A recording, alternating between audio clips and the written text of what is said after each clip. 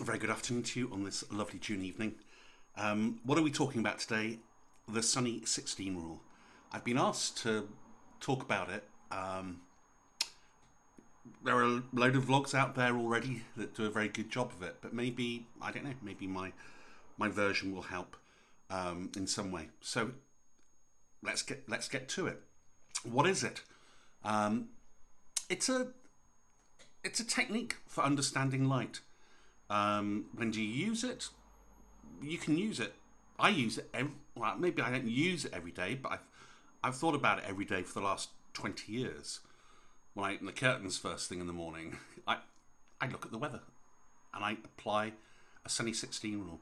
I could be waiting at the ATM. I could be waiting in a queue somewhere on a walk, and I'm mindful of what the weather is doing, and I can just pick out an f-stop like that. Yeah, maybe it's a little bit weird, but it's a lovely thing as well.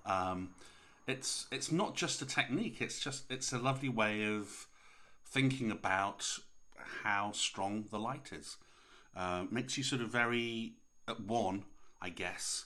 You know, whether you shoot with a rangefinder camera or a manual camera, whether you have a light meter or not. I mean, I think it's true to say that you generally use it when you haven't got a light meter, or you haven't got, your batteries have failed on your camera light meter, and you're stuck.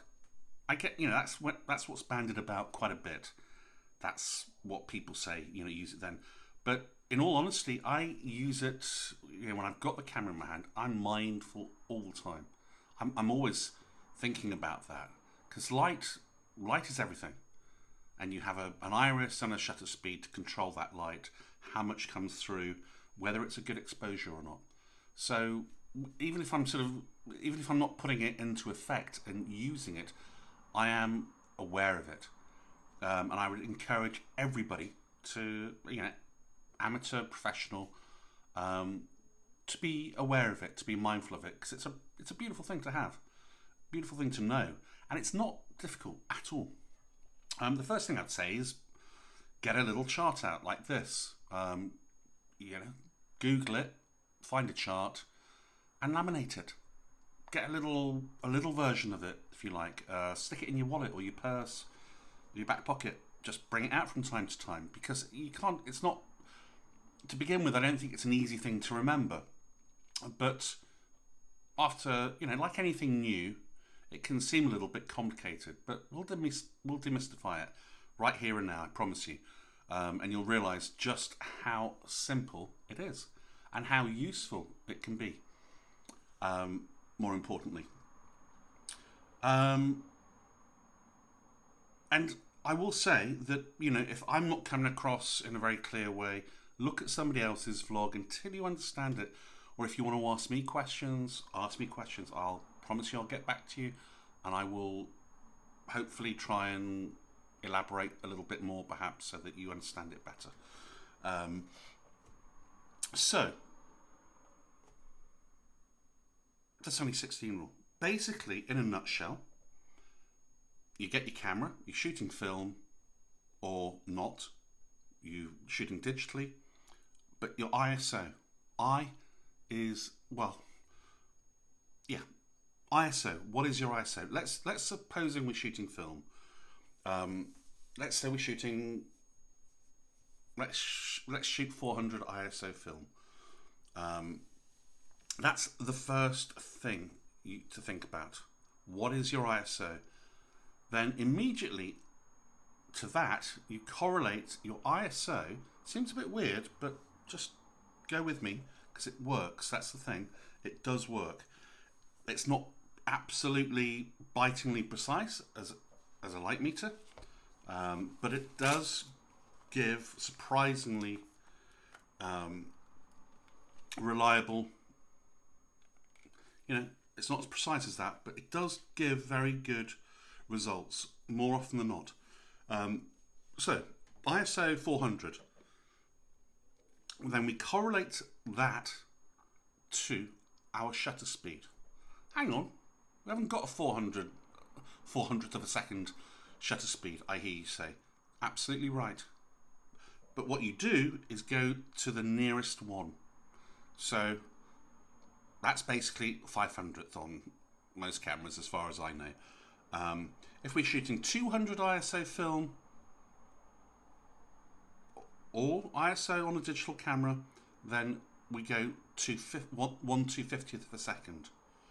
If we're shooting 50 Pan F, Ilford Pan F film, 50 ISO, we go to a 60th of a second, literally. Park it there, and we've actually, you know, haven't got a 50th, but we've got a 60th. Simple as. But we're going to go 400. So we're going to go 500th of a second on our shutter speed, and that remains constant. Okay? Easy peasy. Yeah? Simple as. Not difficult at all. ISO to our shutter speed. We've sorted that. Then it's just it's really a very simple case of looking out the window, looking at the sun. Is there sun? And the chart will help you memorize. And the beauty of this is that it sort of starts off with blazing sun. I guess you can configure it any way you want, but it's called the Sunny 16 rule. Sounds nice, isn't it? Sunny 16 rule. F16. Sunny 16 rule, F16. So, in other words, if you've got blue skies, midday, sun, no clouds, or no clouds over the sun, but mainly blue sky, F16, Bob's your uncle. That'll give you a good exposure. 99 times out of 100, 90 times out of 100, let's say. You know, I can calibrate this to F16 on a sunny day. If my light meter is telling me 400, ISO 400, at 500th of a second, and it's not F16 on a bright sunny day, and I mean proper sun, where the shadows are nice and have a crisp, hard edge. That's how you define it. If you're not sure, I mean, I don't see what's not, I can't see what's complicated about seeing a blue sky and sun. That's pretty definitive in my mind. But if you're not sure, look at shadows of anything, a lamppost or a person. If you have clean, precise lines, that's very sunny. And then it's F16. You apply the F16 rule, or F16 on your aperture. Bingo. Sunny, yeah, F16, very bright sun, and so the tiniest hole, the smallest hole. I know some apertures go to F22, but on this it's just it's F16, and that's the smallest hole. And that's what we need, because it's so sunny. There's so much light. We have to control all that light. And so we make a small hole, because it's just going to blow everything out of, make everything completely overexposed otherwise. So we close that hole down, F16, and we shoot at 500th of a second. Brilliant. We've got our exposure. My light meter went down. Now I can shoot. Brilliant. And so long as it remains like that, we're good. If it changes, as invariably it does in England, or the UK, we have to change that. So, okay, some clouds have rolled in. There's still blue sky about, but maybe the sun is partially covering, or partially covered by the sun. The clouds are partially covering the sun a little bit. So now, the next one down to that is F11. Still say at 500, ISO 400, shutter speed 500th of a second. Those stay the same. We just open up a little bit to F11, because the sun is just being partially covered by some cloud. So F11, perfect exposure, bingo, fantastic. You know, it's empowering, and it's so simple. And that's what we do, and we carry on doing that until the sun goes down to the end of the day. So typically, okay, maybe the sky now has got a lot more cloud in it, very little blue sky, but it's still, you know, midday, and the clouds are white, not dark grey, but white, and there's still a lot of light about. Okay, F8. And it works. It works.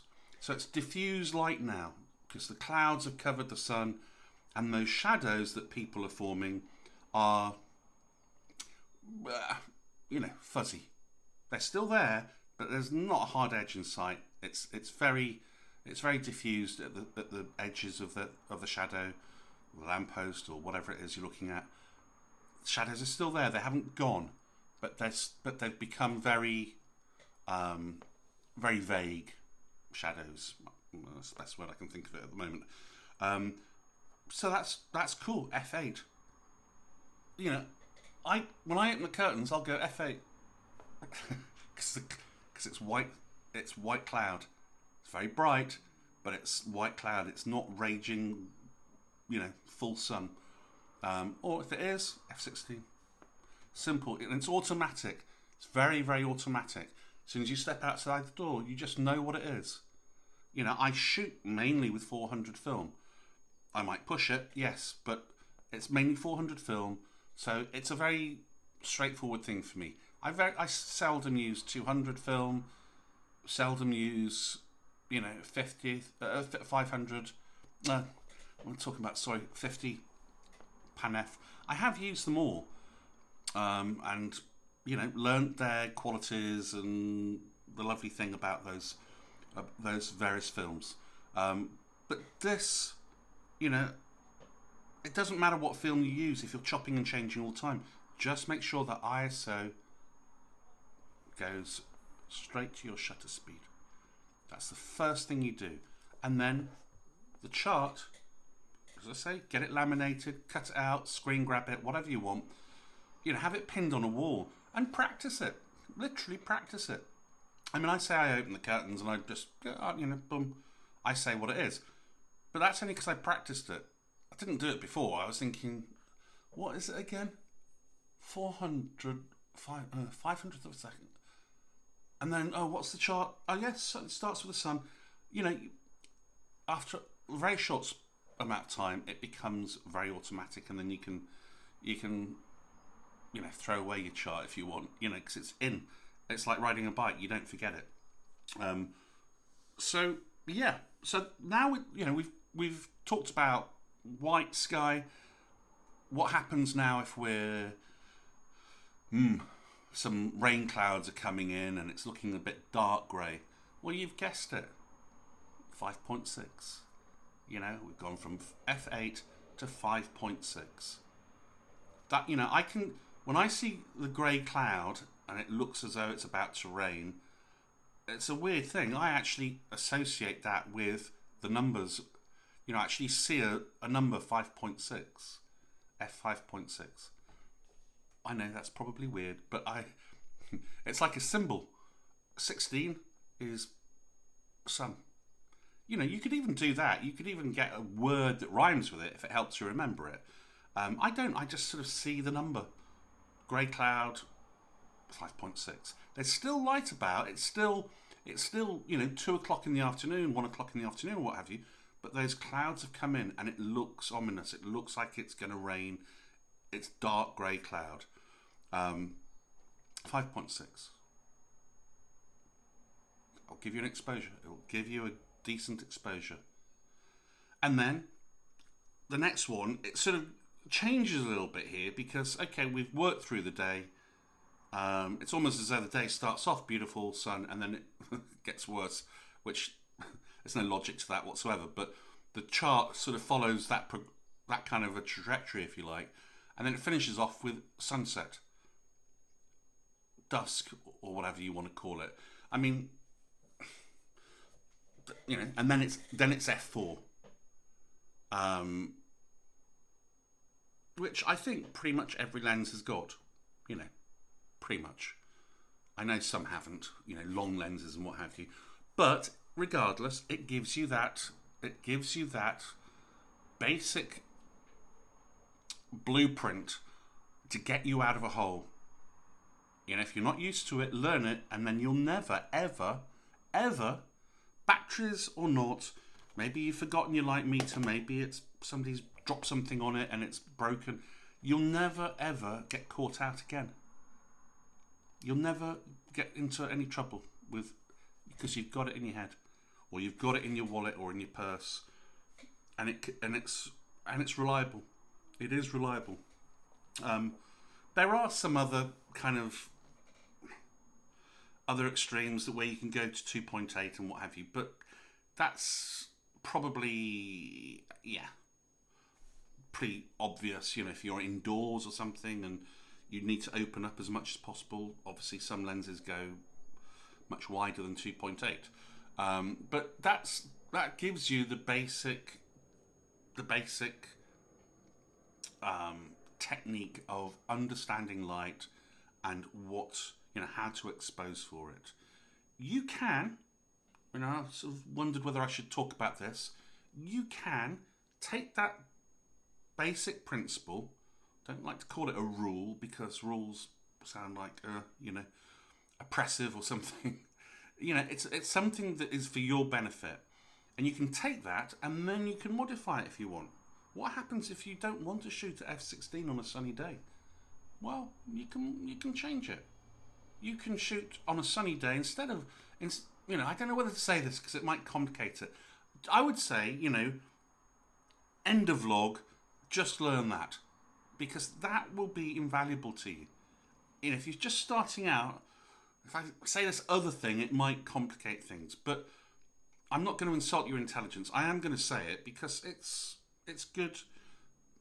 It's good to know, but you can sort of hit the pause button now, or you can, cut the vlog in two, or do whatever you want. But you're not stuck with those said f-stops. What you can do, for example, f16. You don't want f16. You want f8 because, for whatever reason, you want a little bit more falling out of focus, whatever. You decide f8 is the way you want to go. That's cool. Go to f8. But what have you done? You've, in effect, opened up the iris and let in a lot more light. So then you have to go, you've gone from f16 to f11 to f8. You've opened by 2 stops. Yeah, stops are just units of measurement for light. That is a stop. Opening up there. That's one stop. It's not every click on this lens because I've got half stop increments, but on most lenses it's one stop. That's one stop. If I open up, if I go from 125 to 250, 250th of a second, that's one stop. Okay, so you've gone to f8 because you've decided you want a bit more falling out of focus. That's fine, but you've let more light in. So immediately on your shutter speed, you have to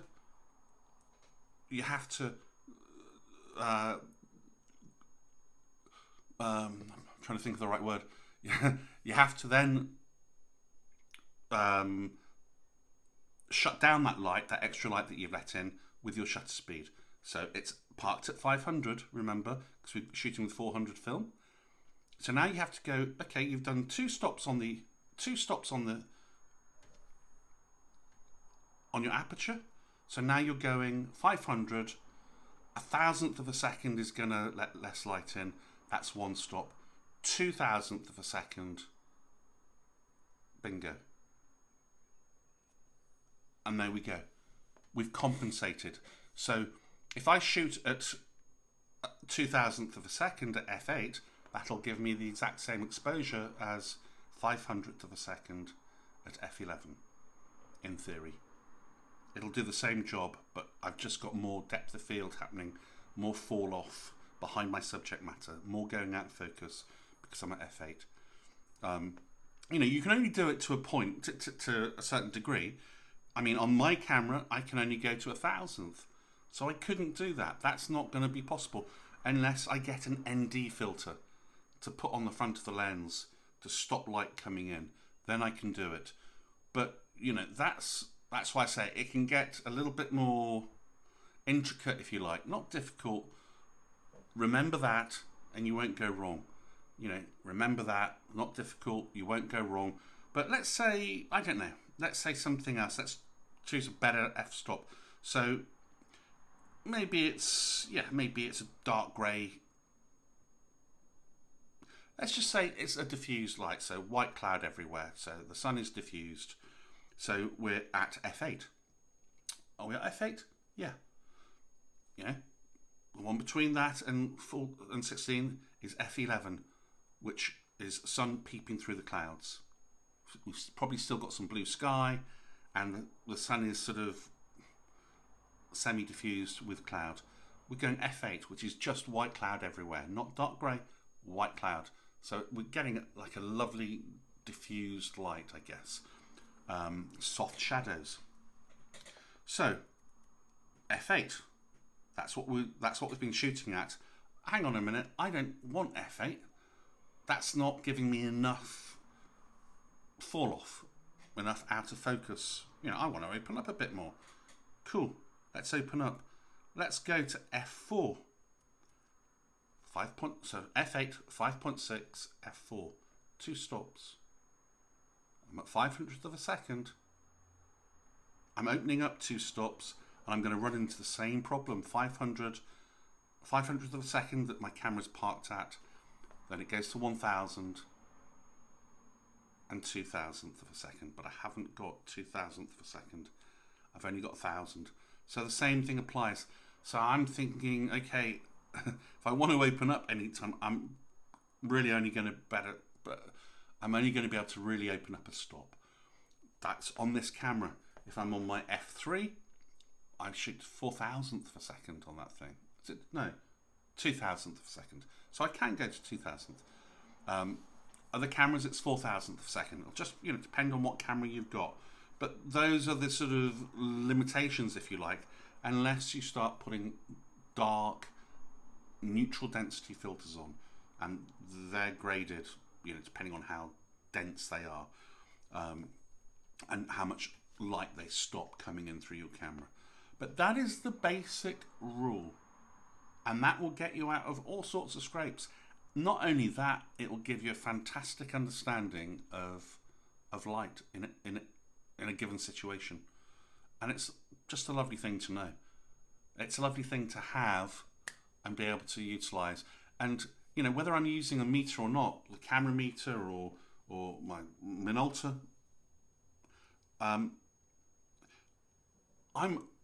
that's, you know, I've already worked out what the light is, and guess what? This is sort of marrying up what I already know. It's confirming what I already know. Rather, you know, if for example my Minolta was saying 16.5 at 500th of a second on a sunny day, you know, I'm not pointing it up like that. I'm just sort of doing that kind of a reading, an ambient reading. I'm thinking, this might need a little bit of adjusting. Maybe this has come out a little bit. Maybe I need to, you know, whip the battery out. Well, I don't actually even need to do that, but that's what I do. And there's a little yellow button there, and I can recalibrate. Or I can take the back off this and slide a £5 note or something, a dollar bill if you're American or whatever, between the sensor. Well, it's not the sensor, but yeah, that's another vlog, isn't it? But you know, and then I want to see on a blue sky, sunny day, no clouds. I want to see 500th of a second. Thank you very much. F16. Then I know this is good, and it is good, you know, by the way. But if it weren't, if it was saying 16.5, or I don't know, F11 or something like that. Okay, it's just come undone a little bit. It needs to be recalibrated, and that is the way I'd calibrate it. And that's how kind of accurate, you know, a sunny blue sky day is. That will be calibrated to 18% grey. But in order to recalibrate it, I can go by something as reliable as that, and it works. So I think, without sort of, I don't know, not wanting to sort of wax lyrical too much, I want to try and get it over, and I want to try and really impart that, how useful it is, how pleasant it is to have, to know, just to be able to, dusk, F4, thank you very much. It's still quite light, but the sun's going down. It's 9 o'clock, 9:05 in the evening, so it's still quite light, but I know that sun's going down. It'll be about F4, maybe 4.5, something like that. Just without any thinking about it, without having to, be worried about whether it's right or not. And I know when I marry that up to it, it'll be about right, depending on, where the sun is and that kind of thing. But it'll give me an average and a pretty reliable exposure. Not as accurate as that, but it will be in the right ballpark. It'll mean you're not stranded. It'll mean you'll never be stranded if you learn this. Never be stranded. And that's a really nice kind of thing to have. Don't know. For me, it's been invaluable on so many occasions. So I'm going to leave it there. My next vlog, I think, will probably push the envelope a little bit now and start to talk about zone systems, which are, again, there's a lot of talk about that. It's a fantastic method for using one of these. There's instant and there's spot, reflective, metering. I can take this disc off, which is for ambient, and then use a reflective flat disc if I want to be precise. And it's a method that Ansel Adams, if you've never heard of him, Google him, because he devised this method, and he's probably the greatest, I would say, the greatest, photographer. Well, that's a stupid thing, but the most informed photographer, the most pioneering photographer, and revered photographer by, I would say, probably every photographer on the planet. The zone system isn't bulletproof, and there are critics to it, but after all this time, it's still being used, and it's still working very, very well. You have to marry it up with visualization. I think that's where some people come unstuck a little bit. But if you're not visualizing your images, then I would suggest there's something wrong. Perhaps it's it's a really good thing to be able to do, and you should be able to do it. I would argue. It helps you enormously. So we'll go there. We'll have a walk down that road and see where we come out.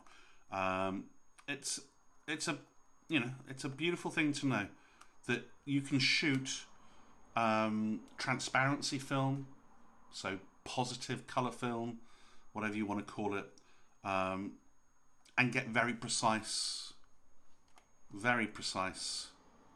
results, and you're not sort of coming back from the lab with a sort of frown on your face and you go from feeling very, very excited to God, what's this crap? It's it's a way of saving you an awful lot of money as well. And if you could, you can't always use it. I know that. I get that. Depends on the situation. Depends on what you photograph. I can seldom use it, but I do use it when I can. But I still visualize. That's what Ansel Adams taught me. Visualize. Very important. Don't just lift your camera and point it, and you can do that, but if you're not visualizing, then where's it going? What are you expecting from that image? If you're not visualizing, then you're not expecting anything. You're just kind of, it's just another image. It's, how do you want it to look? How do you want it to look? All flat, beautiful, sumptuous, dynamic range? Or do you want a bit of grit and contrast in it? What values are you going to use to determine what goes black, what is nearly black? How white should that be? Should it have some detail in it? Wouldn't it look better with detail? Maybe not. But if you visualize, you can understand that. You get a real keen sense of where you're going and what you're trying to achieve. You're not just following some systematic kind of nonsensical mishmash way of working based on nothing really, based on a whole load of bits of information that doesn't really tie together, doesn't really come together and give you a good solid understanding and way of working. And that's kind of why it's special. Another reason why it's special, because it gives you a really good way of working, a really informed and reliable method, if you like. It doesn't mean you can't change it, but if you've got a certain method that works for you, then I would argue you're in a very good place. Because I think that's what every, great photographer is trying to achieve. That's the end game. It's not just shooting willy-nilly and hoping and not really having any understanding. I'm going to leave it there. Thank you very much for stopping by again, and I hope this helps. And see you for the next one. Cheers for now.